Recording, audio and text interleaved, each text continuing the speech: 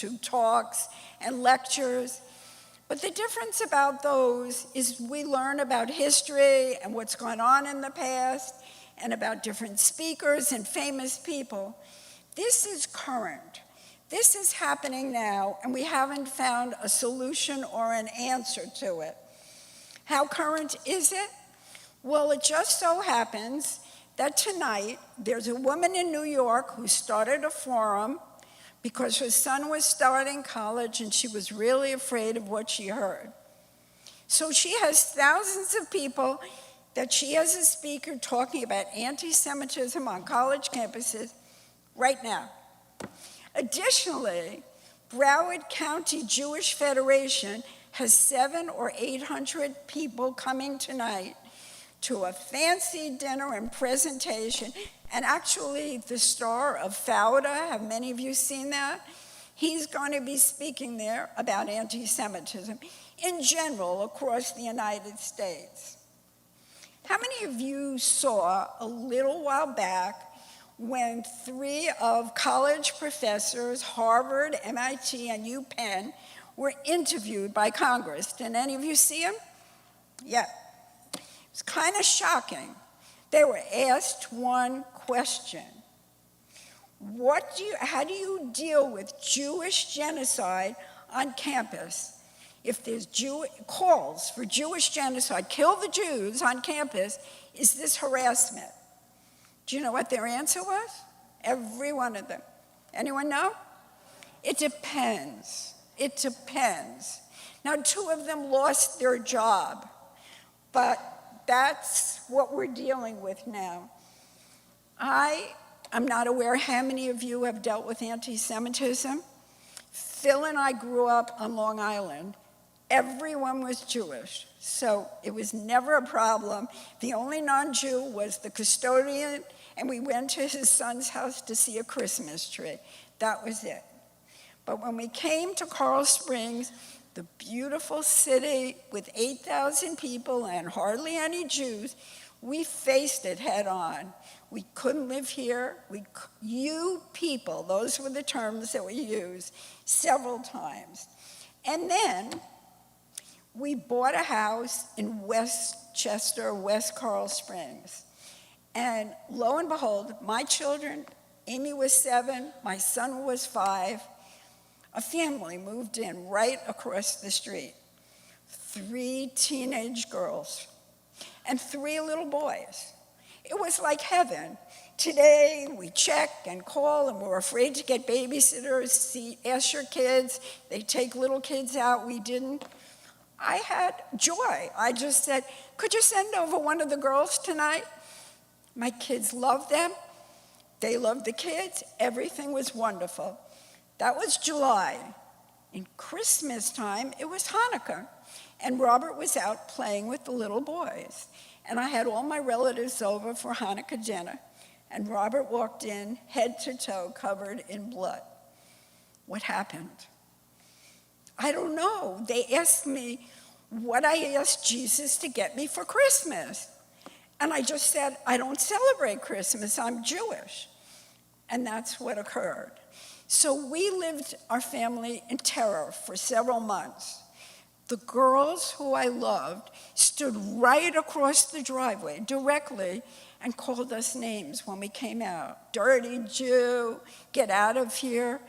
It was a horror. And the boys constantly fought Robert to the point that we ended up calling the police several times. Now, we had no temple then, so we met in different houses.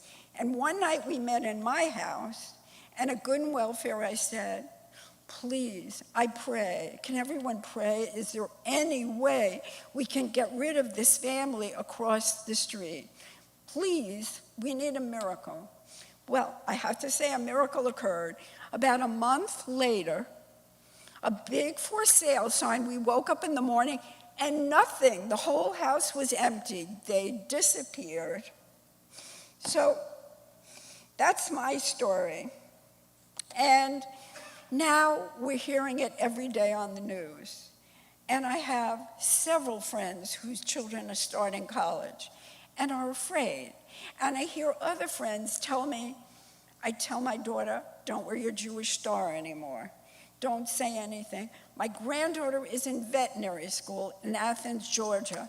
She just made a comment, nobody's talking about what's going on in Israel and everything. And I said, are any of your friends Jewish, honey? And she said, well, there's only one other Jewish person in 150 kids. I didn't say anything to her, but I called Amy the next morning and said, tell her not to talk. Don't say anything. And that's a fear we shouldn't live with. We certainly shouldn't live with. So with that said, we are so lucky to have our special speaker here tonight, Dr. Mitchell Bard, a foreign policy analyst. He earned his master's at Berkeley and his doctorate at UCLA, and he has wonderful credentials. He is right now the executive director of the American-Israeli Cooperative Enterprise and director of Jewish Virtual Library. He's written over 22 books. He has presented numerous journal articles and spoken at so many of our universities around here. I know he recently spoke at FAU twice, and you had to pay quite a nice amount to go. Dr. Bard also, I have to say, is not just speaking on this. He's very involved in Israel. I asked him if I could share a personal note. He told me several years ago his son made Aliyah to Israel. And a little while back, he was called into the Israeli Army Reserve. That was a few months ago. When I spoke to him, he said, I'm not really sleeping at night these days. And we all can understand it from what we hear. Well, his son is now on leave in Berlin when I just spoke to him. And he's sleeping. So I think we have him at a very good time.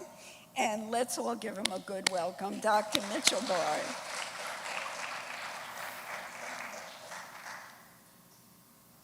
Thank you. Everybody hear me? Hey, all right. I'm sorry you got the low rent version. You didn't get the Star of Fauda, but I'll do my best.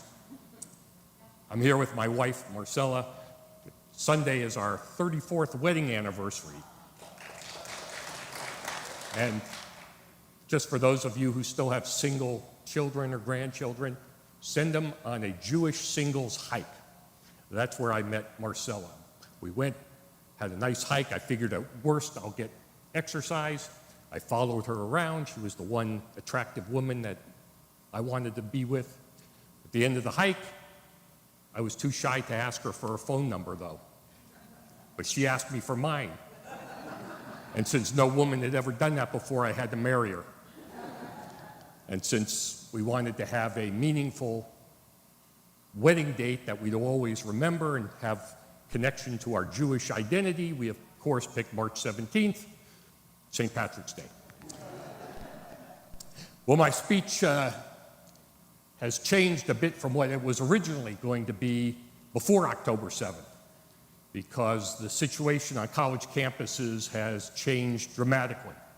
It was bad before, but now I describe it as a tsunami of anti-Semitism. I get Google alerts, and I can't keep up with them.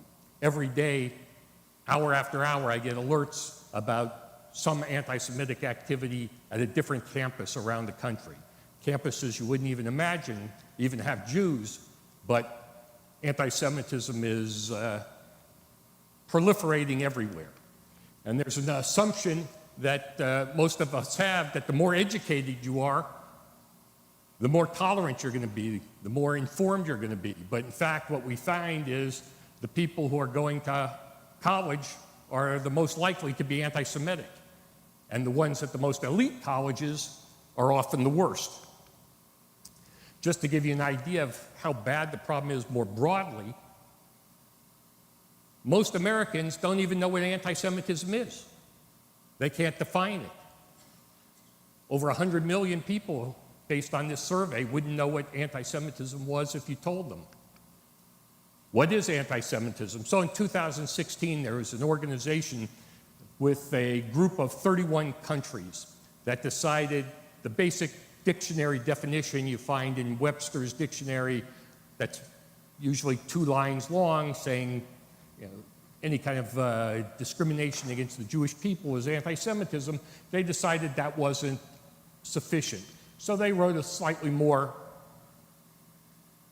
involved, I won't read it for you, but basically it's talking about the various manifestations of anti-Semitism. And what they did beyond that, and what really drives the detractors and anti-Semites of Israel crazy, is that they also talked about ways in which talking about Israel can be anti-Semitic. But they said very clearly, and this is what the critics of this definition often just tend to overlook, is they said it's possible to criticize Israel and not be an anti-Semite. If you talk about Israel in the same way that you would criticize any other government or any other country, that's not anti-Semitism. The problem is when you start to single out Israel for a special kind of treatment or a special kind of criticism.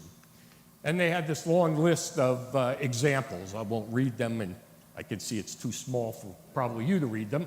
But basically, they're the kinds of things that you would expect when you compare Israel or Jews to Nazis, if you deny the Holocaust, if you are believing in conspiracy theories about all-powerful Jews. All of those kinds of things go into the definition, and they try to give these examples so that you would know when people are being anti-Semitic. And we see this on college campuses all the time. In the college campus, they fight back against it. Jews are the only people who can't define anti-Semitism for themselves.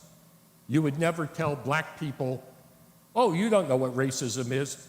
I'll tell you what racism is, or sexism, or homophobia. But when Jews say what you're saying is anti-Semitic, they say, oh, no, you don't know what anti-Semitism is. Anti-Semitism is something other than whatever it is I'm saying. Now, is the situation on college campuses new? Well, here is a description of what's going on the college campuses, where basically they're saying the situation is terrible. You have students, especially on the left, who are being particularly critical of Israel. There's Arab propaganda being spread all through the campuses. This particular part doesn't mention that also faculty are a big problem in terms of the way they're teaching about Israel and their prejudices against Israel. So, when do you think this was written? Anytime. 1969.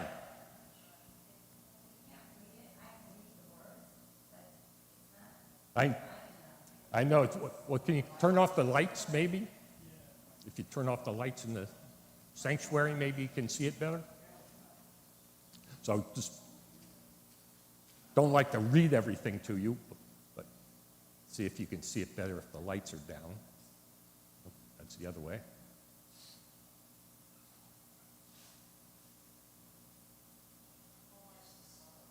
Still bright. See it better now? Okay. I just don't like to read everything to you, so you can see basically. You don't need to actually read this part. It's what I say. The same kinds of things that we see today on campus were going on in 1969. They were going on in the 70s. They were going on in the 80s. I can tell you the personal stories I have about when I was on 3 different University of California campuses and what went on at those times, and that was in the late 70s and early 80s.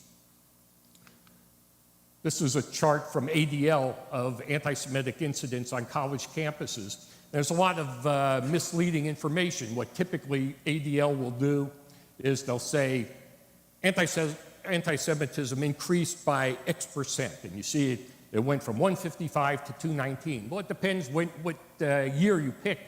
And you can see in some years it was much lower. If you picked from 2017 to 2020, for example, look, it's a dramatic drop. And the problem also with these statistics that they put out a lot in the media and the ADL uses a lot is You don't know what they mean by anti-Semitic incidents a lot of the time. And if you think about it, if 219 were all the anti-Semitic incidents, that wouldn't be very many. I mean, think about it. There are 4,000 universities. Over 10 months of a university term with over 300,000 Jewish students is 219 very much? I would argue not really. But what are the kinds of things they mean by anti-Semitic incidents? This is another issue.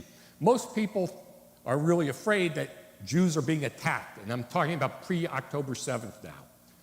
Before October 7th, how many people were attacked? How many Jewish students? 2. There was a lot of harassment, fair number, vandalism. You had anti-Israel events. Again, remember, we're talking about 4,000 universities. And there were a number of boycott resolutions. I'll talk more about that in a second.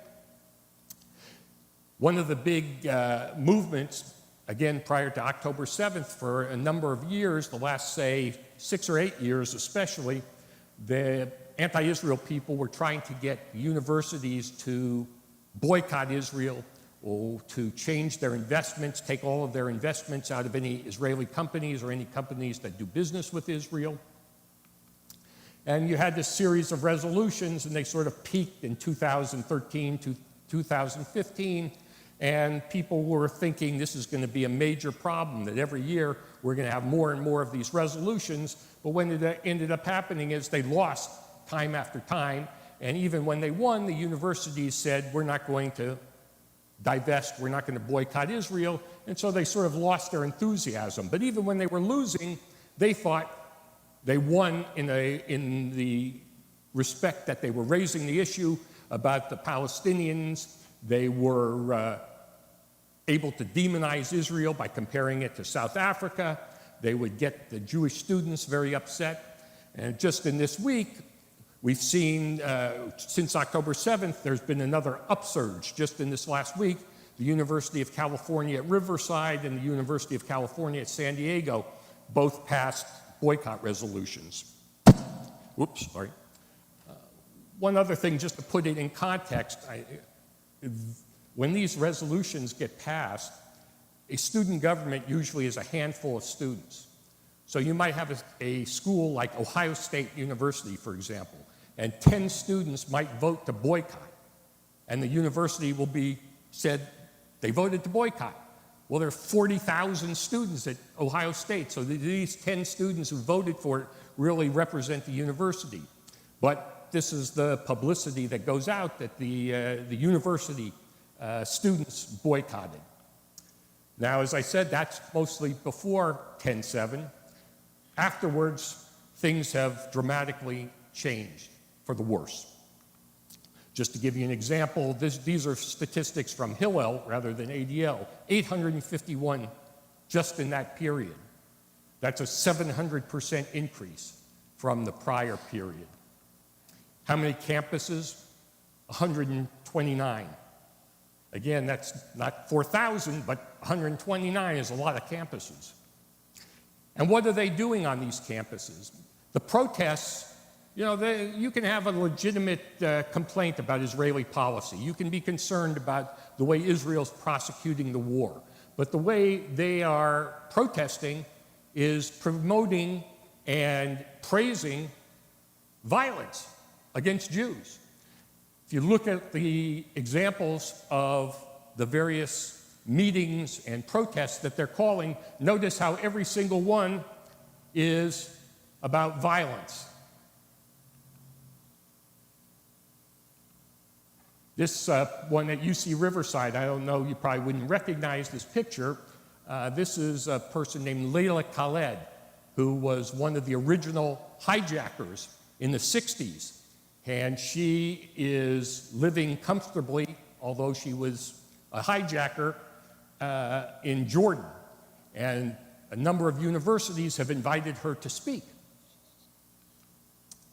More typically, what you get on campuses are swastikas. Again, the violence, Ohio State, examples of how everything's about violence. You don't have anything talking about we want peace in the Middle East. And then you have the Ivy Leagues, where we have our elite students who are going to be our future leaders. Columbia, one of the worst. University of Pennsylvania. Then at George Washington University, maybe you heard about this on the news, they projected on the side of the library these anti-Israel sayings, and the library, incidentally, is named after a Holocaust survivor. One of the most appalling things is that people have put up these posters to publicize the fact that so many Israelis are still held captive. Women, children, elderly people, and this is what they do. They can't even respect the fact that these are innocent people being held against their will. They deface them, they tear them down. Imagine if protesters were taking the milk cartons with missing children on them and setting them on fire or tearing them up and throwing them in the garbage. Here Judy was mentioning the 3 professors who were saying that if you say from the river to the sea, Palestine must be free, that isn't a call for genocide, or even if it is, it doesn't matter. It depends on the context.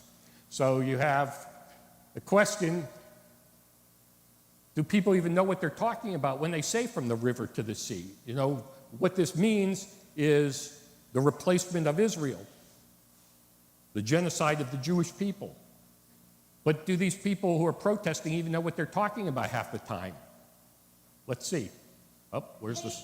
Anti-Semitism made its way to Sundance Film Festival, where people are calling for a ceasefire now, which is exactly what we had on October 6th before Hamas slaughtered all these Jews. From the river to the sea, Palestine needs to be free from the occupation, which is illegal. What's the river? I forgot the river's name, but the sea is the Red Sea. So where is the river and the sea that everybody's chanting about? It's the Black Sea and the river on the other side of Gaza. Okay, so the Black Sea and the river on the other side of Gaza. The Palestinian genocide, it's just awful. What about the hostages? Do you know the hostages? Unfortunately, I'm not that educated about that part. The occupation is illegal. Even chocolate is not allowed. Wedding dresses are not allowed. It's been this way for over 50 years. It's a genocide. It's not about Hamas. It's not. How is it not about Hamas? It's not about Hamas. Isn't even there. Isn't where? Hamas isn't where? It's in Gaza. Hamas is not in Gaza. The Jews are in Gaza. The Jews? Are there hostages in Gaza right now? Oh, I don't know. I don't know. I got this from someone else. Get it to you. Do you know what it means? No. Like, what are you demonstrating for? Again. Against the occupation of Palestine. So support for the Black Sea to the other river to be liberated. We liberated from the occupation. Does Israel have the right to exist at all? I think the state of Israel should be dissolved. Do you know what happened to women on October 7th? I've heard things. I've also heard that they're not confirmed. Not confirmed. The rape incidences are not confirmed? Sure. What about the hostages? No! Are there any hostages? No! So this is it. A demonstration at Sundance Film Festival calling for the genocide of Jews. As you can see, some of the people don't even know what it is that they're talking about. Our youth have been poisoned to such a level that blatant anti-Semitism is allowed. And it's just unfortunate. So we're all calling for freedom in the region. This is not the way to do it. So to give you another example of the difference between what was the situation for students before and after. You can see before October 7th, students felt pretty good and pretty comfortable on college campuses. But look after October 7th. You have the university, only 44% think the university welcomes and supports them. Only 46% feel safe now on campus. Only 33% feel emotionally safe, and only 39% even feel comfortable talking about being Jewish.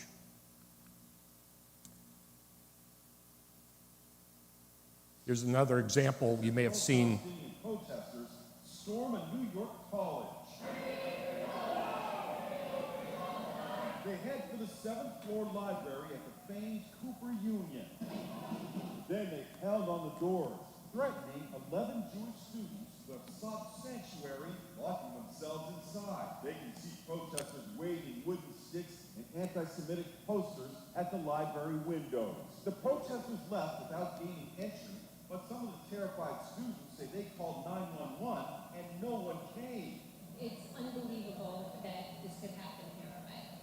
This is the second largest Jewish population after Israel. How do people not have tolerance, compassion, understanding? There were more chaotic scenes at Cooper Union today as a protester interrupted a lawyer representing the Jewish students. The day after, Jewish students are threatened, their safety is threatened. These people have the audacity to come out here and try to make us bill. The chilling incident comes as colleges across America are in turmoil, with tense face-offs between pro-Israel and pro-Palestinian groups. Hedge fund billionaire Leon Cooperman, who has donated $50 million to his alma mater, Columbia University, says he won't be giving any more because he's so fed up with the anti-Semitism he sees at the Ivy League campus. Where are we in the world when 1,300 Israeli civilians I think these are kids slaughtered? at the colleges could raise. And look what happened at a gathering of the families of the 224 hostages. Sirens warned of an imminent Hamas rocket attack. Hundreds flee to shelters.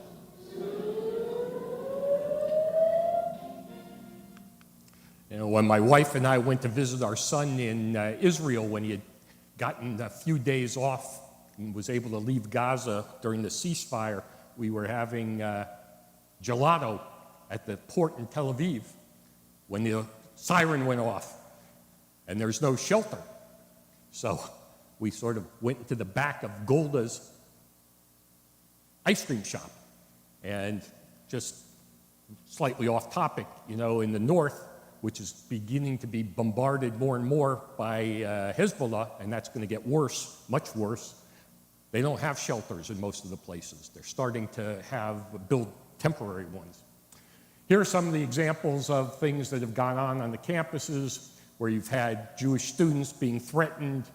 One of the most egregious examples was at Stanford, where there was a lecturer who asked the students how many people died in the Holocaust, and they said 6 million, and he said, well, you know, the Israelis have killed more Palestinians than that.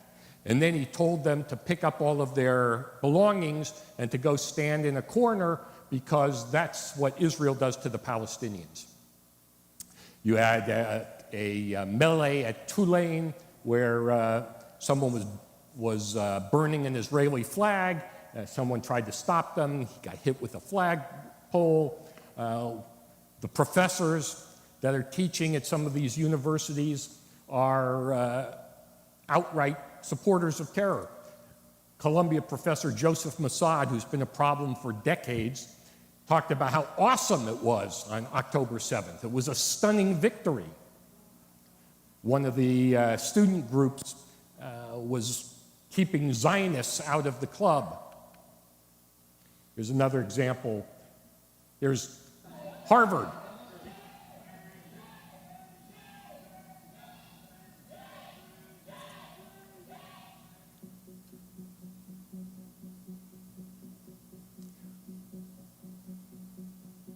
One of the pro-Palestinian students in that picture is the editor of the Harvard Law Review.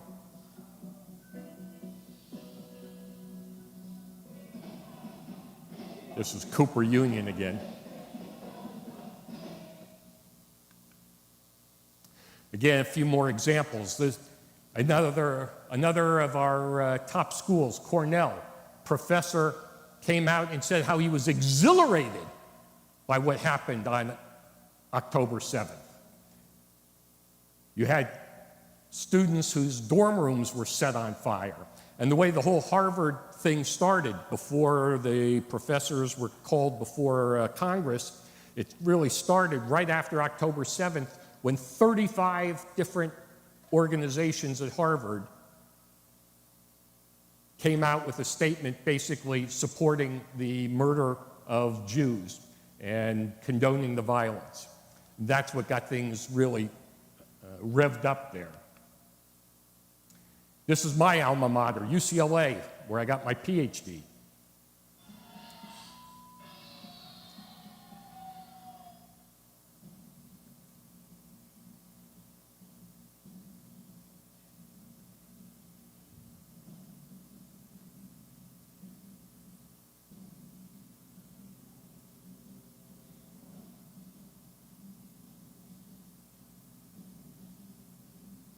Students for Justice in Palestine is the main organization that's the fomenter of all of these protests around the country. They're on more than 100 campuses.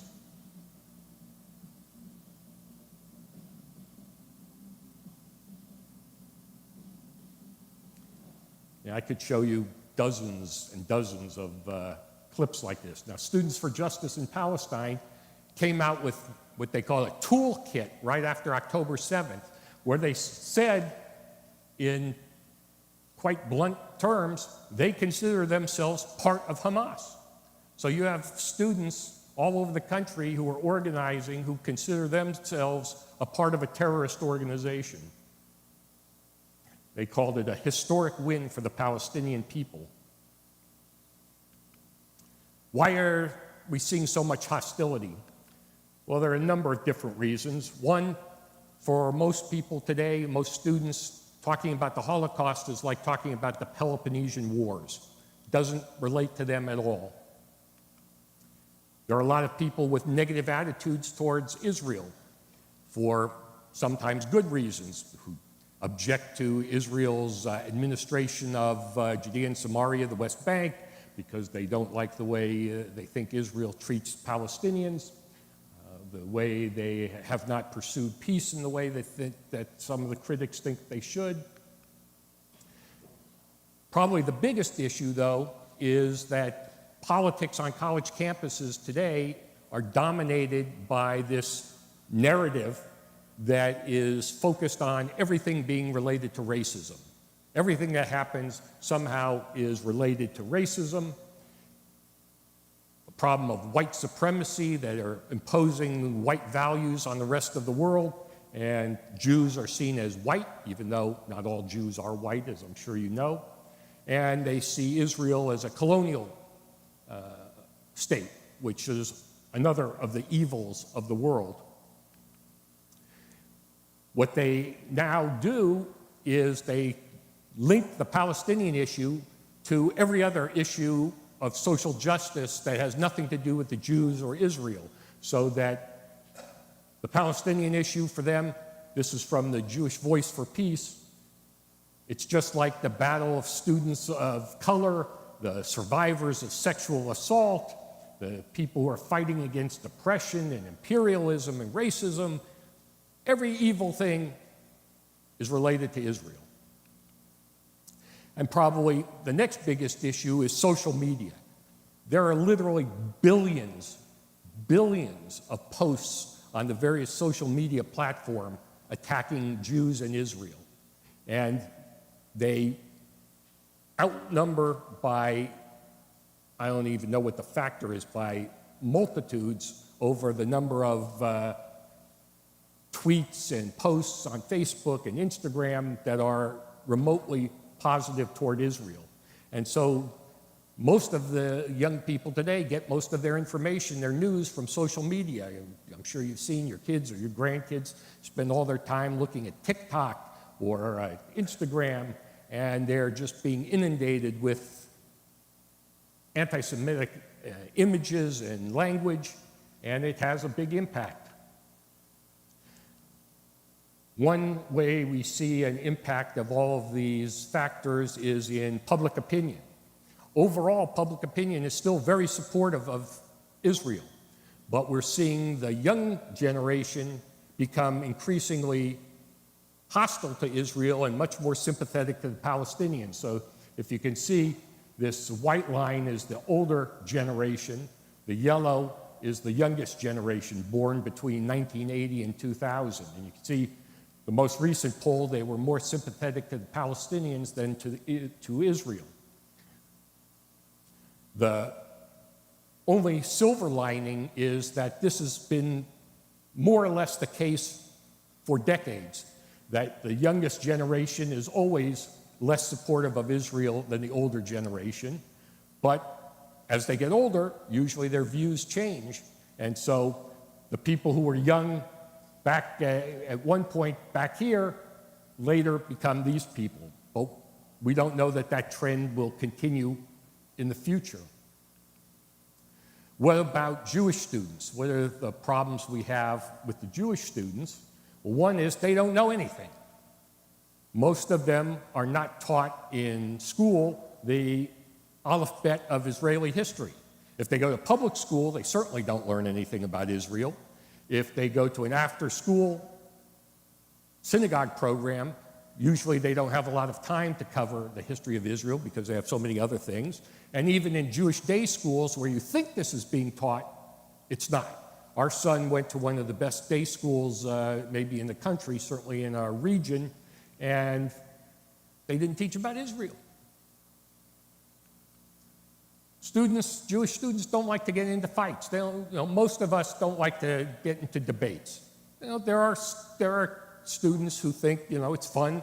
They like to engage in intellectual discourse. But the debates on college campuses are not the kind you have at the Oxford Debating Society. It's screaming at each other on the quad. It's having multiple anti-Israel people outnumbering the one or two Jewish students who are trying to stand up for Israel. And most of our kids and grandkids, they just want to go to school. They want to get their education. They want to enjoy sex, drugs, and rock and roll and have the opportunity to get a job at the end. And they don't want to get into conflict. There's a generational issue. All of us in this room, I think, are old enough to remember the 73 war, probably the 67 war. Some of you may even remember the War of Independence. But for most of the students, they have never lived during a time when Israel was in any real danger prior to October 7th, and even then they don't see it as a danger. Israel had some issues with terrorism throughout that period, but it never seemed like it was a real threat to its existence. And so their attitude naturally came to be more like, well, Israel's not really in danger. Why can't they just make compromises with the Palestinians? Why can't they just make peace? There's no real danger for Israel to do that. So they didn't have the same appreciation of the security dilemmas Israel faces.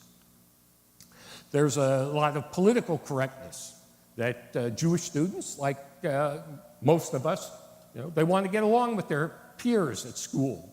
So they'll often go along with whatever the majority is saying or doing. They want to especially be accepted by fellow liberals. Most of the young people are often liberals, and they want to be accepted in all the social justice organizations and all of the other groups that are dominated by a lot of the people who have these other views that I mentioned a minute ago. There's also in classroom a lot of professors who are using their classrooms for their personal political agendas. Students are afraid to stand up to them or to speak back or to report them because they're afraid the professor is going to retaliate and give them a bad grade. And a bad grade in the class can have a harmful impact on their future. And we have a big problem with faculty. I mean, here's an example. They had a guide to tell them how to teach about genocide in Palestine. There was a study of shlichim from the Jewish Agency where they interviewed students, and they found that most of this large percentage of students felt unsafe and intimidated because of faculty. There are thousands of faculty who have signed statements or called for a boycott of Israel.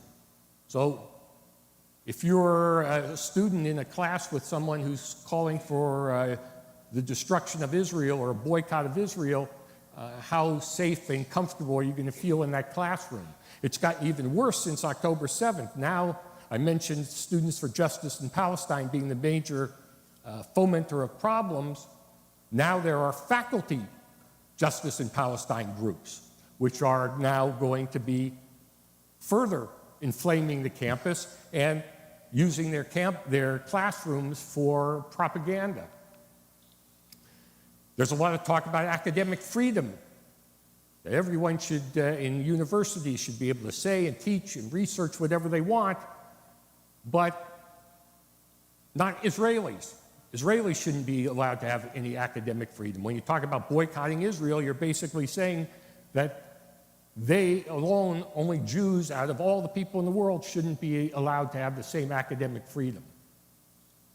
To put it in some perspective, though, most of the problems are limited to social science and humanities,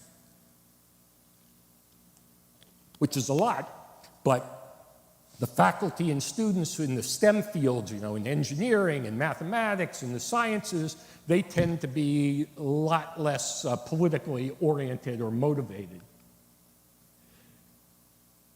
Frequently, the detractors of Israel among the faculty claim academic freedom for whatever they say and do, but there's nothing academic about their research.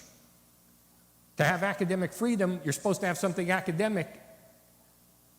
For example, there's a professor who wrote a book accusing Israel of purposely maiming Palestinians. It was complete fiction, but she says she can write whatever she wants because it's academic freedom, but she has no evidence to back up what she's saying, and that's often the case for the people who are attacking Israel. There's a lot of virtue signaling. That is, faculty and often students want to look like they're on the side of right, they're on the side of justice. So they'll make statements saying that they believe in these things and support these things just so that they look good to their peers. Mention a lot of them promote their own political agendas in the classroom, and there's no accountability for professors. It's almost impossible to get rid of a professor, especially if they have tenure, unless they have sexually abused a student. There are very few ways to hold them accountable, and the people who are responsible for monitoring the faculty are other faculty. So it's really a case of the foxes guarding the hen house. Now, some of the universities you may have read have started to have task forces to try to deal with anti-Semitism on the campuses. So Harvard, in particular, got so much bad publicity, they created a task force to figure out, to suggest to the administration what they could do to ameliorate the problem. So one of the people they put on the task force is a professor who signed a statement calling Israel, comparing Israel to South Africa, talking about Israel being an occupier and committing genocide and all of the rest. That's who they put on a committee to help with anti-Semitism. And just in the last week, the co-chair of this task force quit because she said it was clear that Harvard wasn't going to pay any attention to anything the task force suggested. This seems absurd, but it really is what goes on college campuses. That is, you can be in a class that has nothing to do with the Middle East, and the professor will bring into the discussion something negative about Israel. One of the things that a lot of people ask about and talk about now are Arab funding of universities. And they put in a lot of money. I'm in the process of finishing a study about it right now. About 1/4 of all the money donated by all the countries around the world to U.S. universities comes from Arab states.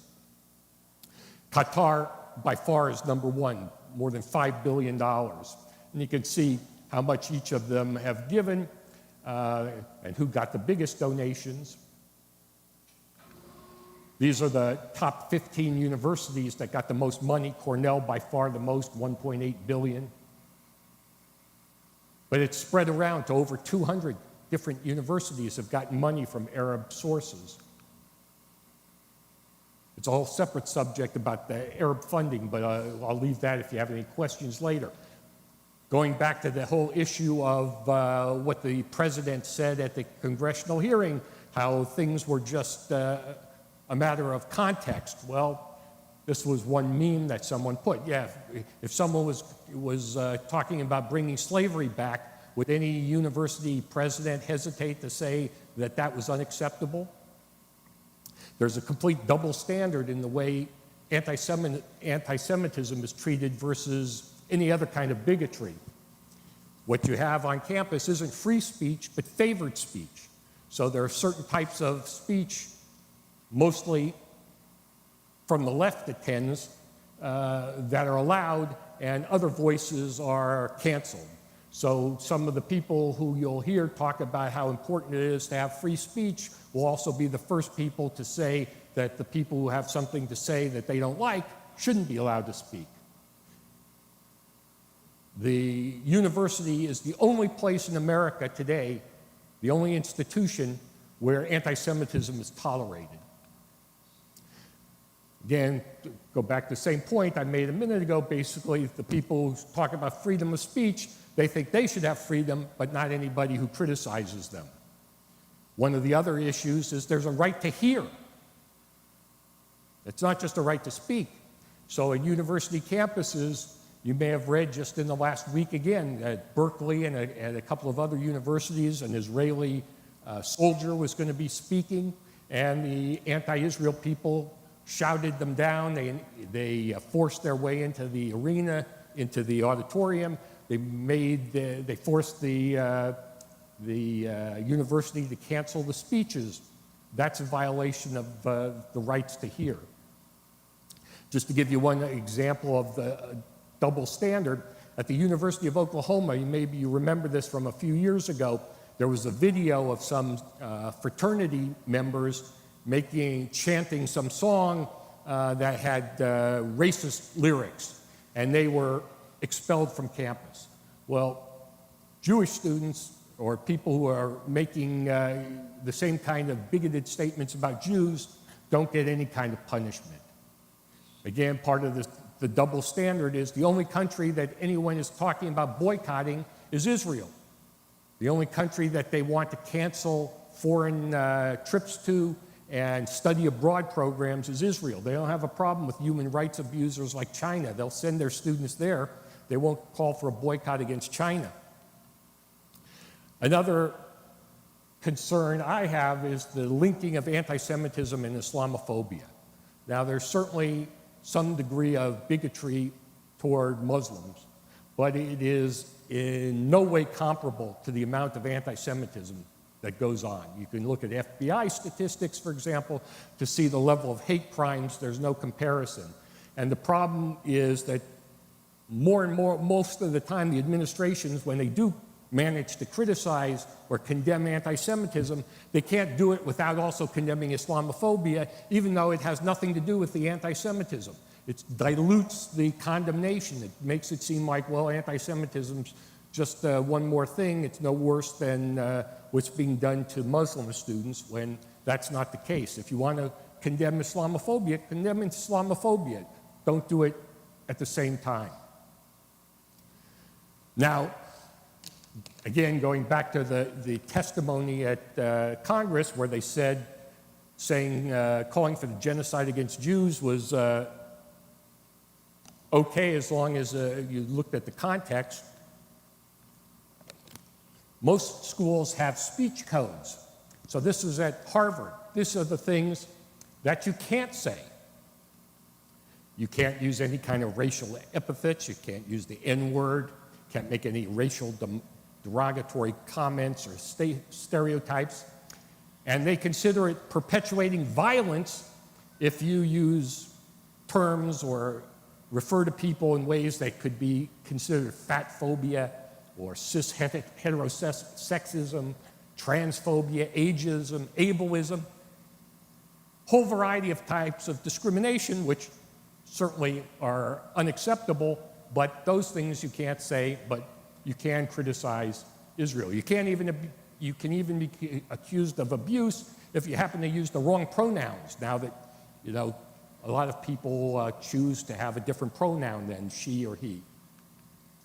And if you verbally abuse someone to suggest something that they feel lowers their self-worth, that can also get you in trouble at Harvard. You probably have heard a lot about diversity, equity, and inclusion. This has become a huge bureaucracy on campuses all around the country. And it's a meritorious effort to make campuses more diverse and to include more people. The problem is that Jews are not considered people who should be included. And you see more and more of these DEI officials who express anti-Semitic views, not just critical of Israel, but anti-Semitic. They don't consider teaching about anti-Semitism as a part of their mandate. So out of 25 universities, one study found only 11 included anti-Semitism, which actually was good because the previous report said only 3 did. And then there was one example of a director of a DEI program who wanted to have a project on anti-Semitism and the Holocaust, and she was accused of decentering whiteness, and she ultimately was fired. So how do you determine when it's legitimate criticism as opposed to anti-Semitism? Well, it really depends on who's saying it, where they're saying it, how they're saying it, what their history is. If it's someone who has a long history of saying critical things or anti-Semitic things, chances are when they're talking about Israel, they're anti-Semitic. Another argument now frequently on campuses is whether anti-Zionism is anti-Semitism. Basically, a lot of the anti-Semites have used euphemisms. They recognize they can't say we hate Jews, so they changed the word Jew to Zionist. We don't hate Jews, we only hate Zionists. Or we only hate Israel, we don't hate Jews. Well, when you say you're anti-Zionist, you're basically saying that the Jewish people alone, among all the peoples of the world, aren't entitled to self-determination in their homeland. That's anti-Semitism. Martin Luther King had no problem understanding this. When a student asked him or made a comment that was accusing Zionists of being the problem, this is how he responded.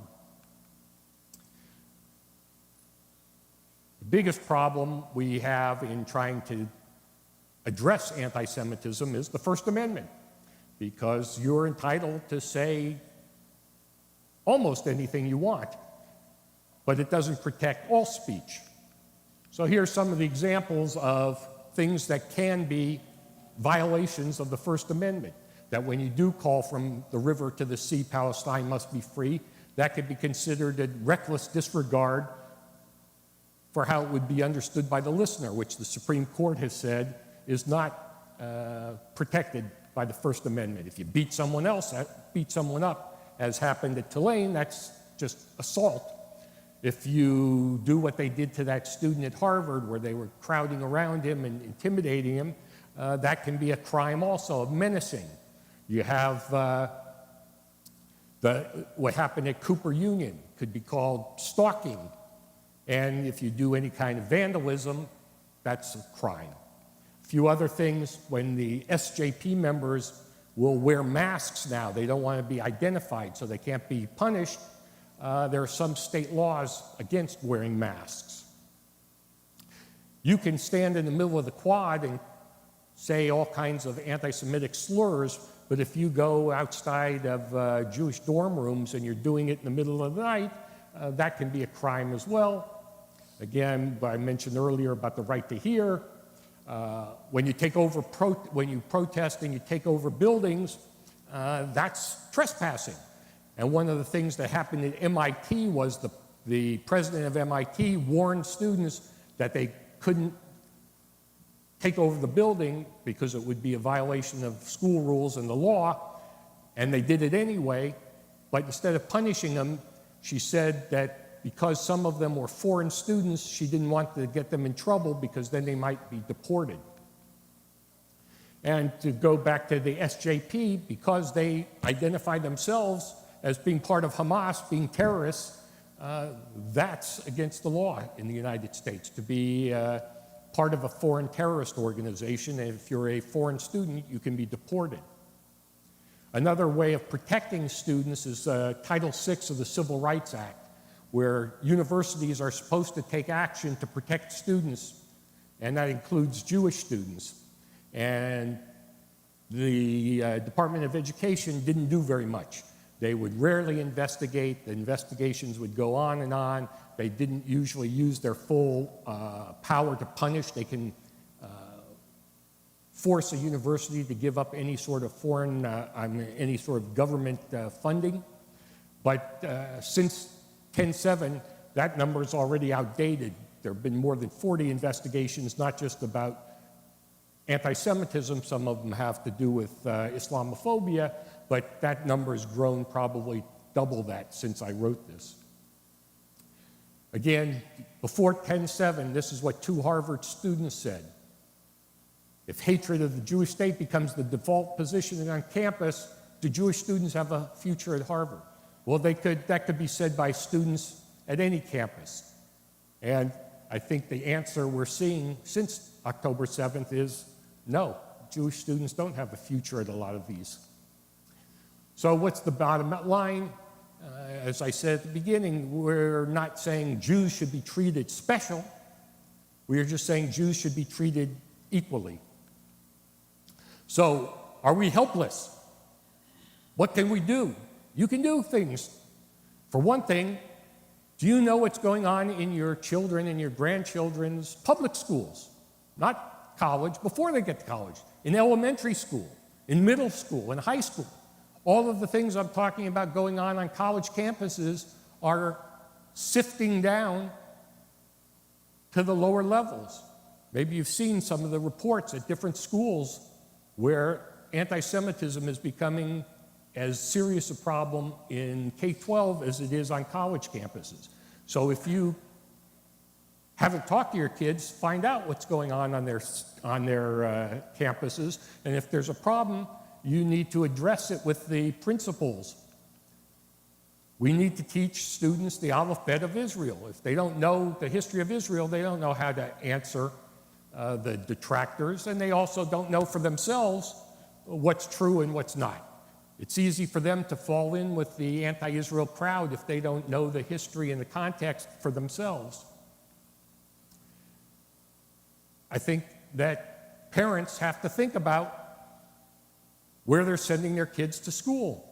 Do you really want to send your child to a school where anti-Semitism is tolerated? I don't know how many Jewish parents would not send their kid to Harvard if they got in, even though the campus climate is terrible, but they should think about it. Talk to your college students. Same thing as with the younger kids. Find out what they're experiencing. Are they experiencing anti-Semitism? Are they getting propagandized in their classroom? Are they getting support from the university? Make sure that they're reporting it if they are experiencing anti-Semitism. Tell the ADL, tell the deans, tell the president. There are various avenues on campus to make complaints. You, the parent, can contact the university president and let them know what's happening to your child or grandchild and that it's unacceptable. And even more powerful may be to contact your member of Congress. Now that Congress is involved, the universities are having to pay a lot more attention to anti-Semitism on campus. You saw that they've subpoenaed records from MIT and Harvard and Penn. Withhold donations. Well, we're not all billionaires like some of the guys who said they were going to withhold their donations to Harvard and Penn and Columbia. That's one way that gets their attention. I had this epiphany a while ago, a number of years ago. I always thought that universities were interested in education. Ha! They're interested in money. The president of the university, his job is based on how much money he or she raises, not how good the university is at educating people. And so the way you hit the university and affect them is in their pocketbook. It's hard with places, again, like Harvard and Yale. Harvard's got a gazillion-dollar endowment, so taking money away from them, they shrug their shoulders. But the billionaires doing it got their attention. The other thing they care about, other than money, is publicity. So if you can get the press to highlight how they are failing their jobs, as has happened in the last few months, that gets their attention and can get them to act. And finally, on a positive side, to invest in Israel studies. There are very few courses at most universities on Israel. Even if you wanted to learn about Israel, you can't. At Harvard, for years, I haven't looked at the curriculum recently, but their Center for Middle East Studies had almost no courses on Israel at all. Most of the Middle East Studies departments don't have anything about Israel because they don't consider Israel part of the Middle East. They only consider it a subject to demonize. But in recent years, I ran a project where we brought over 100 Israeli professors to teach in American universities, and that helped be a catalyst for creating Israel Studies programs. In fact, one of my things I'm most proud of is at the University of California, Berkeley, where I went for my master's, which historically has been ground zero for the most anti-Israel campus in the country. They have the best Israel Studies program in the country. But you probably never hear about it because you only hear about the negative side. But there are some positive stories. Finally, the only way the campus is going to be changed is if the faculty, the administration, the students all come to a common understanding that anti-Semitism is as unacceptable on the campus as other forms of bigotry. And we're a long way from getting there. If you want to learn more about anti-Semitism on the campuses, the money going to universities, Jewish history, visit my website, Jewish Virtual Library. I'll stop there. If you have questions, comments, hopefully no alternative speeches. Yeah. Are you aware that just last week, University of Florida, which is probably the highest rated state school, fired 30 people in the department that were involved? I'll repeat it. I'll repeat it. People can't hear it. Yeah. And they're all coming away with sociology. Oh, she said, was I aware that the University of Florida just fired, 30 people from one department or all the variety? Oh, from DEI. Well, you know, Florida, I don't have, you know better than I about Governor DeSantis's policies and attitudes toward DEI and toward some of these other things. He had ordered the universities to suspend or to expel SJP, but they're going to court to try to prevent that. But I didn't know about that specific case, but there's a big backlash, not just in Florida, but around the country against DEI. It's a huge bureaucracy. You know, whether you agree with the merits of DEI or not, they're spending millions of dollars on campuses just for hiring lots of bureaucrats to administer this. And I think there's a lot of people who object just to the money being spent on it. Yeah.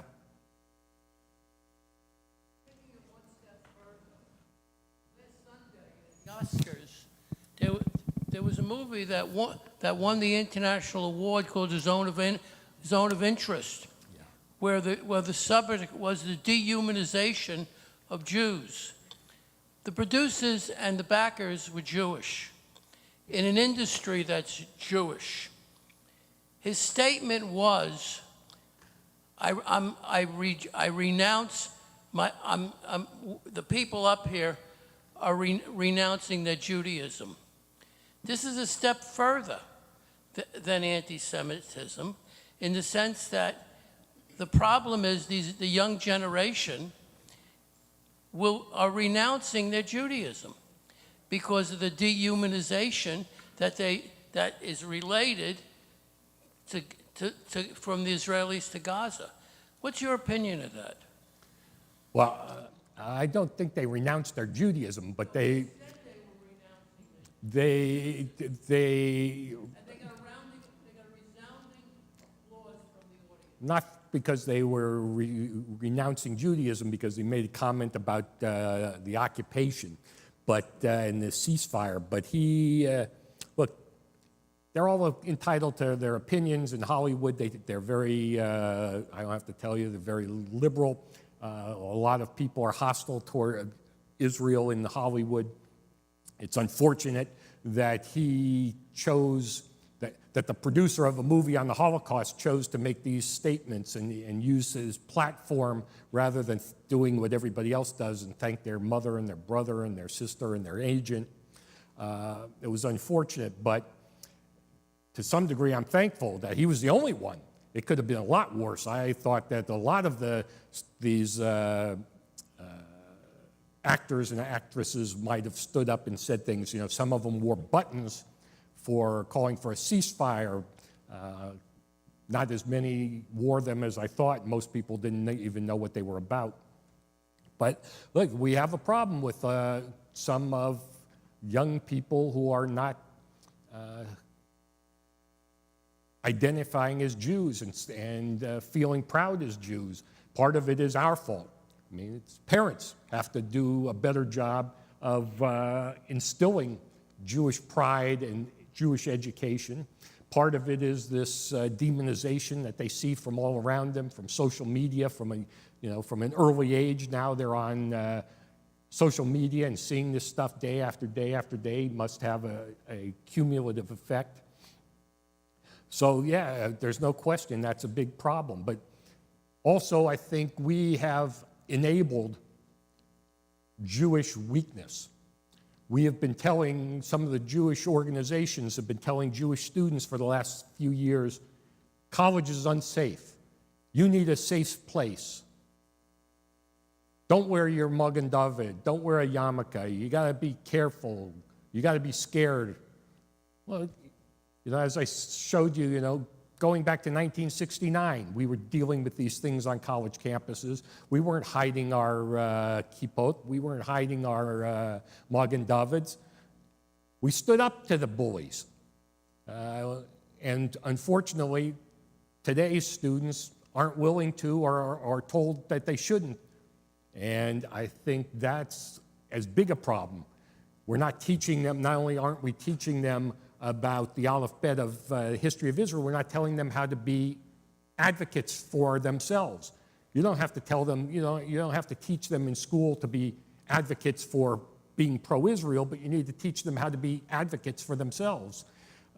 I was really excited. I'm going to write a column about this probably next week, that at Berkeley, for the first time, they got a backbone, and I think 100 or so Jewish students had a protest march.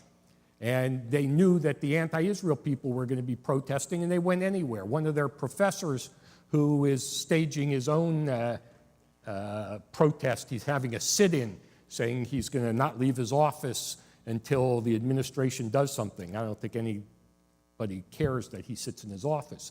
But he said he didn't think the students should protest. I mean, the anti-Israel people, what do? They have protests, they shout people down, they bang on the windows, they take over buildings. What do the Jewish students do? We want to sue everybody. That's been the response on most of the campuses. We got all sorts of organizations that are filing lawsuits. Okay, that's fine, but that's not helping the students. They need to be able to go out and stand proudly. And there's some that do. There's an organization that's very good called Students Supporting Israel. But even that is pathetic in a way. They were bragging about how they had a protest at the University of Michigan. That the anti-Israel protesters had like 1,000 people, and they came out to protest. It was great that they did that. This is a group that doesn't cower, but there were 10 of them, something like 10 or 12. You know how many Jewish students are at the University of Michigan? Something like 4,000. And with that faculty member at Berkeley, it's very nice that he's sitting in his office, but what if he had gotten 100 other professors? There are probably a lot more than 100 Jewish professors, but 100 professors, they don't have to be Jewish to do the same thing. I mean, you don't have to be Jewish to be standing up to say, praising Hamas for massacring Jews is not something that should be accepted on the campus.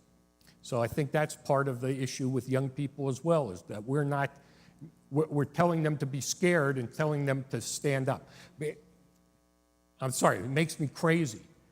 My son is fighting.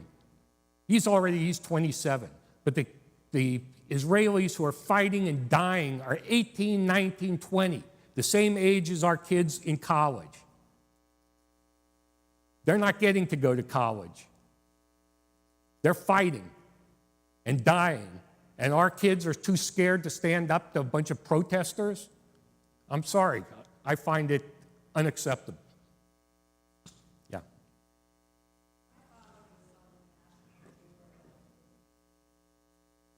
I'll repeat it. I'll repeat it. I'll repeat it. My father was on the national board of the Anti-Defamation League in the 60s and 70s. And at that time, they were fighting to get equality for blacks. It wasn't our problem. It was our problem because we were a minority and they were a minority. And we felt that it was our responsibility to help them be recognized in our country. What is the ADL doing now? The blacks are definitely not supporting the Jews in most cases, and I don't hear anything from ADL. I contribute to them, but I don't hear them putting programs out or having advertising on TV or anything to promote Jewish life.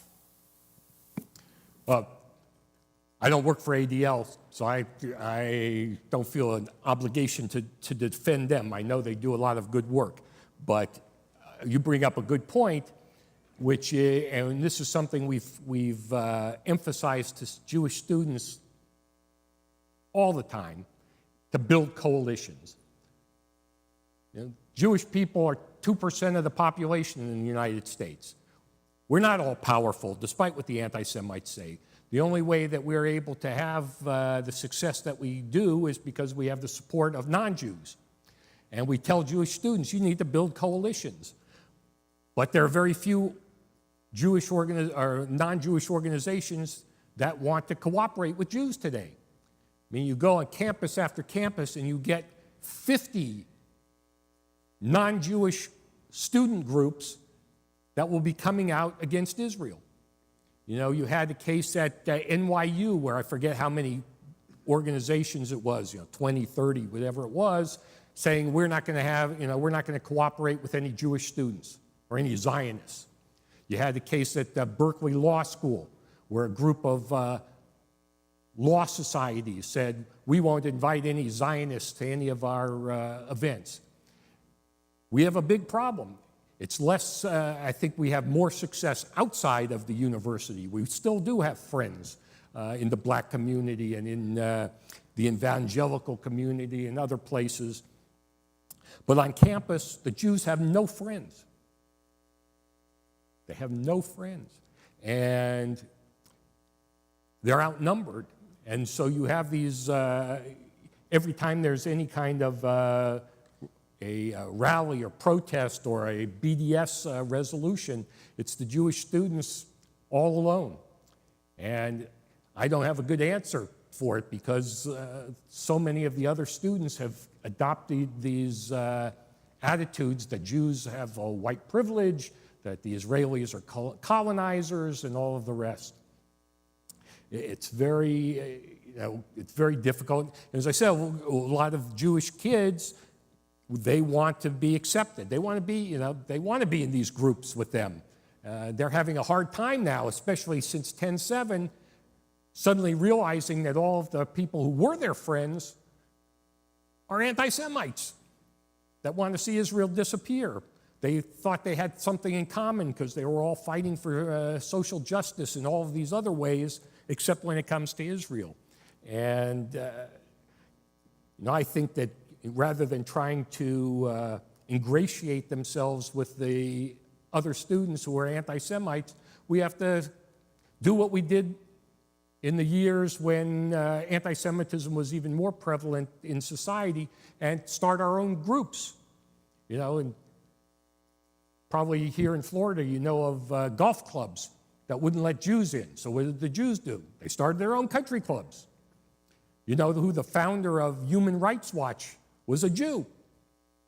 And he denounced his organization because it had become so anti-Semitic. But we need to create our own, have the students creating their own institutions on campus and not feel like they have to be part of grouped with people who now they see don't share their values. But it's very depressing. I wish I could tell you that there was a silver bullet to solve the problem, but the only group that tends to ever be sympathetic are the Hindus, because they're also persecuted. You know, it's very interesting. You hear about Islamophobia all the time. If I'm not mistaken, in the last FBI report, Hindus were more persecuted or had more hate crimes than Muslims, or very close to it. But there just are not any allies out there on the college campuses. There are many more outside, but as you say, some of the, since the Black Lives Movement started especially, the relationship with the black community is really frayed. Yes? I think you're encouraging us to not be afraid of our Judaism or to wear our Jewish stars. But I am. The rabbi gave out blue ribbons. I said, Rabbi, I'm afraid to wear this. So, please. I don't think we can be afraid. We live in the United States of America. We can't walk in the streets and feel safe. Well, look, that's with anything, You don't walk into back alleys, but you can't